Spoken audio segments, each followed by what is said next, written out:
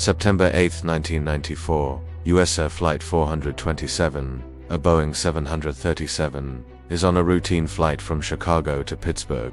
The weather is clear, and everything seems perfectly normal. The plane, carrying 132 people, begins its final approach into Pittsburgh International Airport. The mood in the cockpit is relaxed. The pilots are going through their final checklists, chatting casually. Then, without any warning, the unthinkable happens. The aircraft suddenly jolts violently to the left and banks into a steep, uncontrollable roll. In the cockpit, Captain Peter Germano and First Officer Charles Emmett are fighting for their lives, and the lives of everyone on board. You can hear the strain in their voices on the cockpit voice recorder as they pull back on the yokes with all their strength. Hold on, what the hell is this? Panic fills the cabin as the plane dives nose first towards the ground. From an altitude of 6,000 feet, the jet plummets like a stone, accelerating to over 300 miles per hour.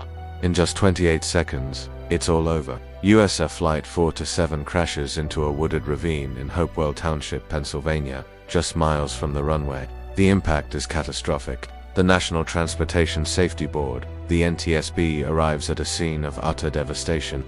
The investigation that followed would become one of the longest and most complex in aviation history, lasting nearly 5 years. What could cause a modern airliner to simply fall out of the sky on a clear day? Investigators meticulously recovered and reassembled the wreckage. They examined the engines, the wings, the flight controls, everything, yet they found no evidence of a bomb, no engine failure, no bird strike, and no structural issues. The flight data recorder, the black box, provided a crucial clue. It showed that the plane's rudder, the large vertical fin on the tail that controls the plane's left and right movement, had abruptly and fully deflected to the left. This was the move that initiated the deadly roll. But why? The pilots hadn't commanded it. In fact, they were trying to steer right to counteract the turn. The mystery deepened. The NTSB suspected a malfunction, but they couldn't prove it. The rudder's power control unit, or PCU, was the prime suspect. This complex hydraulic valve directs fluid to move the rudder, but the unit recovered from the wreckage was too damaged to provide conclusive answers. For years, the investigation stalled. The families of the victims demanded answers, and the aviation community was on edge. Was there a hidden flaw in the world's most popular airliner, the Boeing 737? The pressure was immense.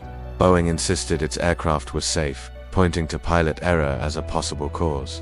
They suggested the pilots might have mishandled the controls during a wake turbulence encounter from a plane ahead of them, but the NTSB investigators were not convinced. The data just didn't support that theory. Then, 2 other incidents provided the missing pieces of the puzzle. The first was United Airlines Flight 585 in 1991, another 737 that crashed under eerily similar circumstances near Colorado Springs.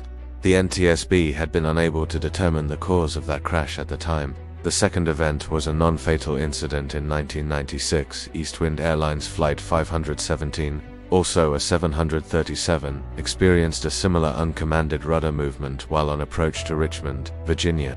But this time, the pilots, flying at a slower speed, managed to regain control and land the plane safely.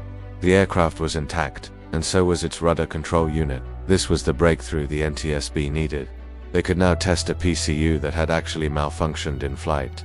In the lab, investigators subjected the Eastwind PCU to extreme temperature changes, simulating flight conditions. They heated the hydraulic fluid and then injected it into the freezing cold PCU, and then it happened. The valve inside the PCU jammed, causing the rudder to swing hard over, exactly as it had on Flight 427 and Flight 585. This phenomenon, known as thermal shock, could cause a secondary slide valve within the PCU to jam against its housing, overriding pilot commands and causing a full rudder deflection. The mystery was finally solved. It wasn't pilot error. It was a latent design flaw in the rudder's power control unit, a flaw that could only manifest under a very specific set of thermal conditions, making it incredibly difficult to replicate or predict. The NTSB officially concluded its investigation in 1999, citing the rudder PCU malfunction as the probable cause of the crash of USAir Flight 427. In the wake of this landmark investigation, The Federal Aviation Administration mandated a complete redesign of the Boeing 737's rudder control system. Every 737 worldwide was retrofitted with a new, fail-safe PCU to prevent this kind of catastrophic failure from ever happening again. The tragedy of Flight 427, along with the other incidents, became a painful but crucial lesson for the entire industry. It led to one of the most significant safety improvements in modern aviation history, making the skies safer for millions of travelers today. The relentless pursuit of the truth by the NTSB investigators honored the 132 lives lost that September day, ensuring they did not die in vain. Their legacy is a safer sky for all of us. Thank you for watching. If you found this story informative, please like and subscribe for more deep dives into aviation history.